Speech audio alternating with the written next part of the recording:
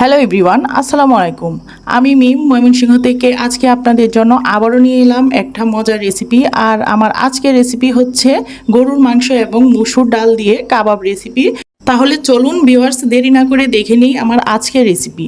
গরুর মাংসের কাবাব রেসিপি করার জন্য আমি এখানে নিয়েছি গরুর মাংস, আর এখানে 4 টুকরো গরুর মাংস নিয়েছি, আর সাথে নিয়েছি মসুর ডাল। মসুর ডালটা আমি আগে থেকে ভিজিয়ে রেখেছিলাম। এটা প্রায় আধা ঘন্টার মতো ভিজিয়ে নিলেই হবে, এত বেশিক্ষণ ভিজাতে হবে না। তারপর আমি প্রথমেই গরুর মাংসটা কিমা করে নিয়েছি। কিমা বলতে গেলে আমি এটা শিলপাটায় বেটে নিয়েছি, প্রথমে থেতো করে। আর এই কিমাটা একটু আস্তে আস্তে থাকবে।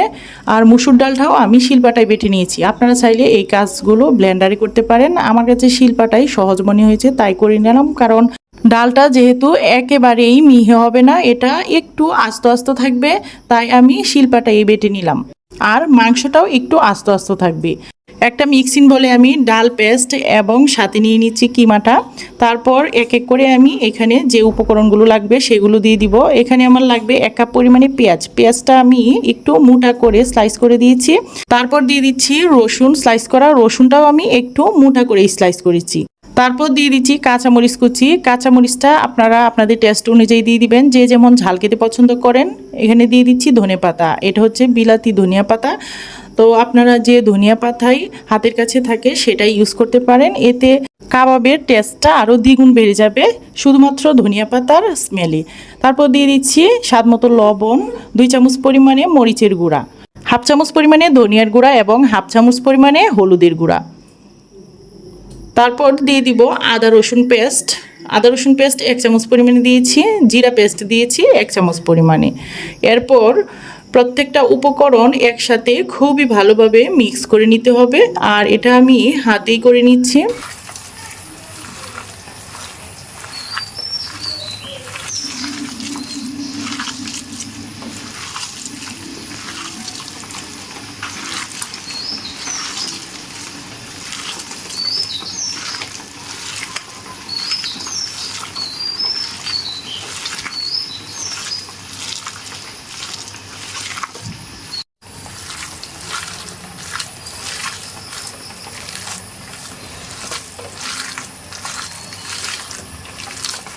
আর এই কাজটা যদি একটু সময় নিয়ে করেন তাহলে প্রত্যেকটা উপকরণই খুবই ভালোভাবে একসাথে মিক্স হবে, আর এতে কাবাবটা খেতে খুবই ভালো লাগবে।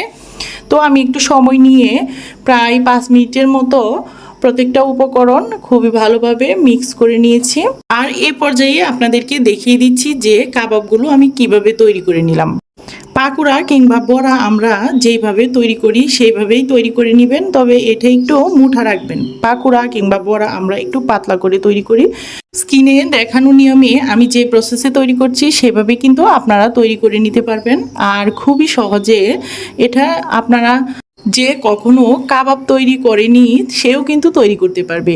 আর খুবই সহজ পদ্ধতিতে আপনাদের সাথে শেয়ার করার চেষ্টা করেছি। ঘরে থাকা সামান্য কিছু মশলা দিয়ে কিন্তু এই কাবাবগুলো তৈরি করে নিয়েছি। আর এত মজার হয় এই কাবাব রেসিপিটা যে আপনাদের সাথে শেয়ার করার লোভটা একদমই সামলাতে পারলাম না।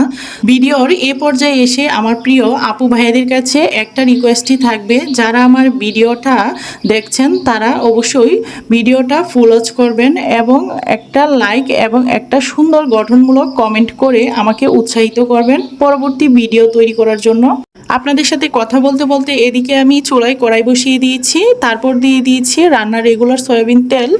তেলটা গরম হয়ে আসার পর আমি এক এক করে যে কাবাবগুলো তৈরি করে রেখেছিলাম সেগুলো দিয়ে দিচ্ছি।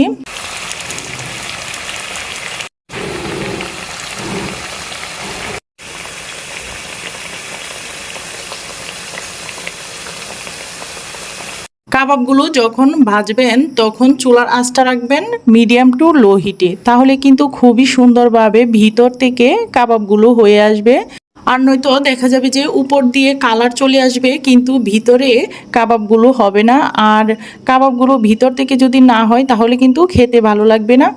আর যেহেতু আমি এখানে গরুর মাংসের কিমা ইউজ করেছি, তাই গরুর মাংসটা হওয়ারও একটু সুযোগ দিতে হবে কিংবা সময় দিতে হবে, তাই একটু সময় নিয়ে এই কাবাবগুলো ভেজে নিচ্ছি।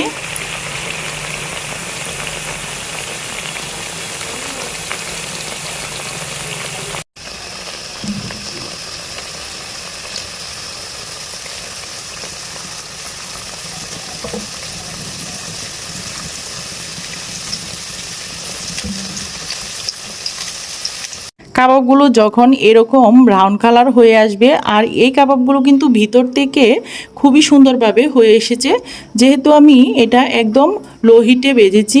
আর লো হিটে ভাজতে আমার প্রায় 10 মিনিটের মতো সময় লেগেছে।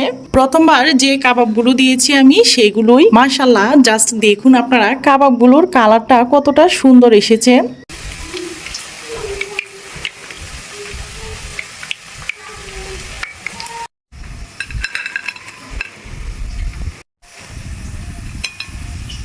পরের বারে আমি যে কাবাবগুলো তৈরি করে নিয়েছিলাম বাকিগুলো দিয়ে দিচ্ছি এক এক করে।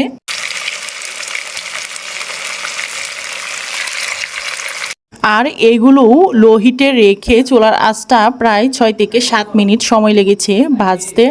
এই তো কাবাবগুলো ভেজে নেওয়া ডান। এ পর্যায়ে আমি একটা সার্ভিং প্লেটে সার্ভ করে নিব। আর সাথে নিয়েছি আমি এখানে ধনিয়া পাতার চাটনি। ধনিয়া পাতার চাটনি দিয়ে এই কাবাবটা খেতে কিন্তু খুবই ভালো লাগে।